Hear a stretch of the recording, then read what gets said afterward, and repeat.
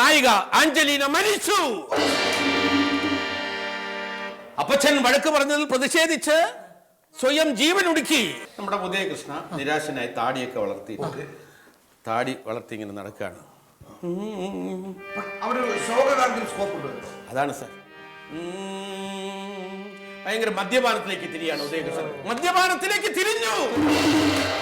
മദ്യം കൊടും വിപത്താണെന്ന് അറിയാമെങ്കിലും അതിലേക്ക് തിരിയുകയാണ് ഉദയകൃഷ്ണൻ. ദുഃഖങ്ങൾക്ക് ഇന്നു ഞാൻ അവധി കൊടുത്തു, സ്വർഗത്തിൽ ഞാനൊരു മുറിയെടുത്തു. ദുഃഖങ്ങൾക്ക് ഇന്നു ഞാൻ അവധി കൊടുത്തു, സ്വർഗത്തിൽ ഞാനൊരു മുറിയെടുത്തു. വിധിയും ഞാനും ഒരു കൂത്തു ചീട്ടുമായി വിളയാടാനിരിക്കുന്നു.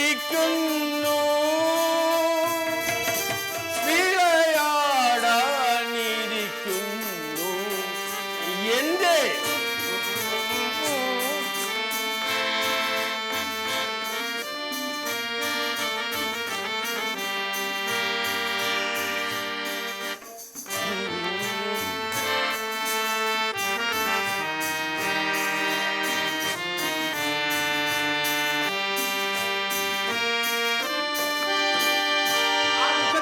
മദ്യപാനത്തിൽ മുഴുകി പൂർണ്ണ മദ്യപാനിയായി ഉദയകൃഷ്ണ മാറിക്കഴിഞ്ഞു.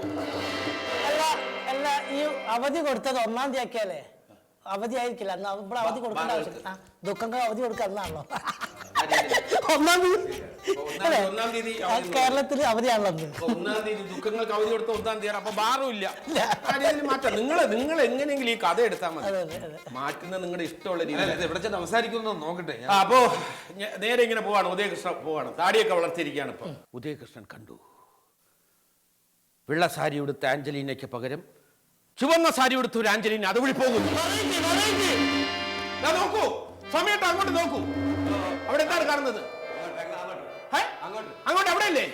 ആ റബ്ബർ എസ്റ്റേറ്റിന്റെ നടുവിൽ ആരാണ് കാണുന്നത്? അവിടെ നോക്കൂ, അത് നമ്മുടെ ആഞ്ചലീനയാണ്.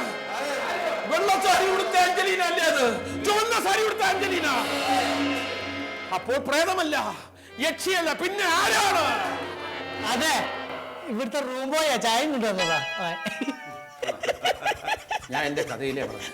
സോറി, കഥയിലേ പറഞ്ഞു. ഞാൻ അങ്ങോട്ട് അല്ല അങ്ങനെ റൂം വേണമെങ്കിൽ നോക്കാം. റൂംബയും കഥ കേട്ടാം. ഇപ്പൊ തൽക്കാലം ആഞ്ചലീന, ചുവന്ന സാരി കൊടുത്ത ആഞ്ചലീന അതുവഴി പോകുന്നു. ഉദയകൃഷ്ണയുടെ മനസ്സിൽ സംശയം, അതാരാണ്? വെള്ളസാരി ഉടുത്ത യുവതിയാണെങ്കിൽ അത് യക്ഷിയാണെന്ന് വിചാരിക്കാം. വെള്ള സാരി ഉടുത്തിട്ടില്ല, ചുവന്ന സാരി ഉടുത്തിരിക്കുന്നു. അപ്പൊ അതാരാണ്?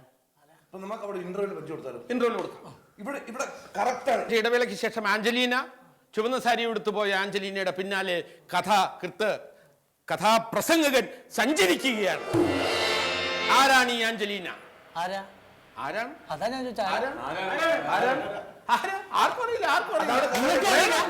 പ്രേതമല്ല. പ്രേതമാണെങ്കിൽ വെള്ള സാരിയല്ലേ ഉടുക്കുന്നത്. ഇപ്പൊ ചുവന്ന സാരിയാണ് ഉടുത്തിരിക്കുന്നത്. അപ്പൊ എന്തോ കുഴപ്പമാണ്. ഇതിന്റെ പിന്നാലെ ഉദയകൃഷ്ണൻ സഞ്ചരിക്കുകയാണ്. ഉദയകൃഷ്ണയുടെ മനസ്സിൽ കയറിയ പോലീസ് ഉദ്യോഗസ്ഥന്റെ അന്വേഷണം തുടർന്ന് ഒരു യാഥാർത്ഥ്യം മനസ്സിലാക്കുകയാണ്. ആഞ്ചലീന എന്ന് പറയുന്നത് മറ്റാരുമല്ല, നമ്മുടെ നായികയായ ആഞ്ചലീന തന്നെയാണ്. എല്ലാവർക്കും ചോദ്യം പറ്റും. ഇത്രയും ഓക്കെയാണ്. പക്ഷെ അതെ, അത് ആഞ്ചലീന തന്നെയാണ്. അതിലേക്ക് കടക്കുകയാണ്. പിന്നെ ആരാണ് ഈ ആഞ്ചലീന? നിങ്ങൾ ചോദിക്കുന്നത് അന്ന് പള്ളി സെമിത്തേരിയിൽ അടക്കിയത് ആരെയാണ്? അതാണ് ഈ ചോദ്യം. അപ്പോ വേറൊരു രഹസ്യം വെളിയിൽ വരികയാണ്. ആഞ്ചലീനയ്ക്ക് ഒരു ഇരട്ട സഹോദരിയുണ്ട്, ബിഞ്ചലീന. അവര് ട്വിൻസ് ആണ്. ആ സാഹചര്യത്തിലാണ് രണ്ട് സഹോദരിമാര്, അവര് പ്രത്യേക സാഹചര്യത്തിലാണ് ആ അപ്പച്ചന് 2 പെൺകുട്ടികൾ ഉണ്ടായത്. ഉണ്ടായപ്പോൾ ഒരു പെൺകുട്ടിയെ വിദൂര സ്ഥലത്തേക്ക് പഠിപ്പിക്കാൻ കൊണ്ടുപോയി. അവൾ ദൂരസ്ഥലങ്ങളിൽ വളർന്നു. അവളൊരു കന്യാസ്ത്രീ മഠത്തിൽ ചേർന്നിരുന്നു. അവളാണ് ആഞ്ചലീനയുടെ വിഷമം മറക്കാനായി ഇവിടെ വന്നപ്പോൾ ആഞ്ചലീന ആത്മഹത്യ ചെയ്യാൻ പോകുന്ന രംഗമാണ് കണ്ടത്. ആ കയററുത്ത് രക്ഷപ്പെടുത്താനുള്ള ശ്രമത്തിനിടയിൽ കസേര താഴെ വീണ് ബിഞ്ചലീന മരിച്ചു. ആഞ്ചലീന എന്ന് കരുതി ശവപ്പെട്ടിയിൽ അടക്കിയത് ബിഞ്ചലീനയായിരുന്നു. നമുക്കൊരു സാഡ് സോങ് സീക്വൻസ് കൊടുത്താൽ ഇവിടെ പിന്നെ നല്ലതാണ് ദുഃഖസീന്റെ ഒരു സീക്വൻസ്. അതല്ല എനിക്ക് മനസ്സിലാവാത്തത്, എനിക്ക് മനസ്സിലാവാത്ത ഒരു കേസുണ്ട്. ആത്മഹത്യ കയറിയത് ആഞ്ജലിയില്ല, കയറി കുരുക്കിട്ടിട്ട് കസേര വീണ് ബിഞ്ചലിയിലും. അതെ, ഈ കസേര കേറി ആഞ്ചലീനയുടെ കഴുത്തിൽ നിന്നും കുരുക്ക് അത് അഴിച്ചെടുക്കാൻ വേണ്ടി ബിഞ്ചലീന ശ്രമിക്കുന്നു. അപ്പൊ ആഞ്ചലീന രക്ഷപ്പെടുന്നു. ഈ കസേരയിൽ നിന്നും മറിഞ്ഞു വീണ് തലയിടിച്ച് ബിഞ്ചലീന മരിച്ചു. ബിഞ്ചലീന മരിച്ചു. ബിഞ്ചലീനയാണ് തെറ്റിദ്ധരിച്ച. അപ്പോ ഭയന്ന് സ്വന്തം സഹോദരി മരിക്കുന്ന കാഴ്ച കണ്ട് ആഞ്ചലീനയ്ക്ക് സഹിക്കാൻ കഴിഞ്ഞില്ല. സ്ത്രീ ഓഡിയൻസിന്റെ കയ്യിൽ ഉറപ്പാണ്. ഉറപ്പല്ലേ? സ്ത്രീ ഓഡിയൻസിന്റെ കയ്യിൽ ഉറപ്പാണ്. ഒരു അപ്പീലില്ല. ഉറപ്പല്ലേ? ഇവിടെ ഉറപ്പാണ്. കാതലും കരഞ്ഞു. ഇതിൽ കൂടെ എന്ത് പ്രൂഫ് വേണം? പുള്ളിക്ക് വിഷം വന്നു. അല്ല, സക്സസ് ആയി. നേരത്തെ ഞാൻ ഇതൊരു കുട്ടിക്കളിയായിട്ടിരുന്നത്. അവസാനത്തെ ട്വിസ്റ്റ് സഹോദരിയുടെ ആ വേർപാടും അവിടെ ഞാൻ പറഞ്ഞല്ലേ, അവിടെ പോയി ഇഷ്ടപ്പെട്ടില്ല സാർ. കണ്ണു നിറഞ്ഞാണ്. പിന്നെ ബാക്കിയൊന്നും ഇദ്ദേഹത്തിന്റെ കണ്ണല്ല, ഓഡിയൻസിന്റെ കണ്ണു നിറയും. ഓക്കെ, എല്ലാം ഓക്കെ അല്ലേ സാർ? അപ്പം പിന്നെ കഥ ഇഷ്ടപ്പെട്ടെങ്കിൽ സാറ് ഒരു കുറച്ച് കാശ് തന്നു. കഥ ഇഷ്ടപ്പെട്ടെങ്കിൽ കുറച്ച് കാശ് തന്നു.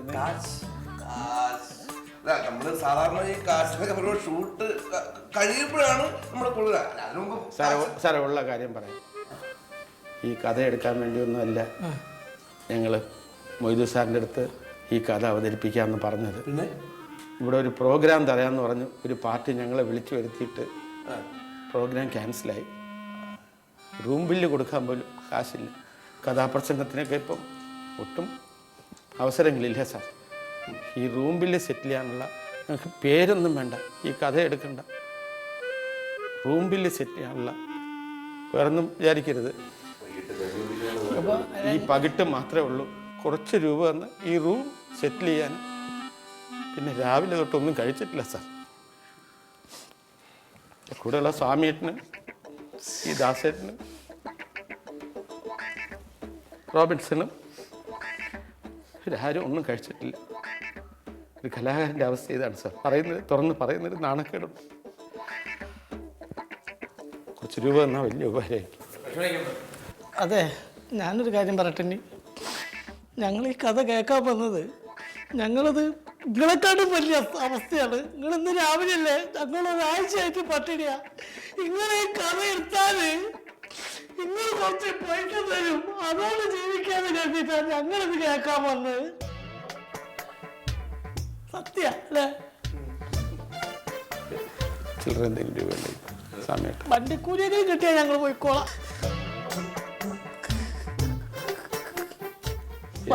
അല്ല, പല ഭിക്ഷക്കാരെയും കണ്ടിട്ടുണ്ട്. ആദ്യമായിട്ടാണ് ഇങ്ങനെ മാന്യമായി വസ്ത്രധാരണം ചെയ്തു വരുന്ന ഭിക്ഷക്കാരെ ഇത് പിടിക്കണം. ഇറങ്ങി വിളിയില്ലേ? ₹2 കിട്ടിയിട്ടുണ്ട്. ഇറങ്ങി വിളിയില്ലേ?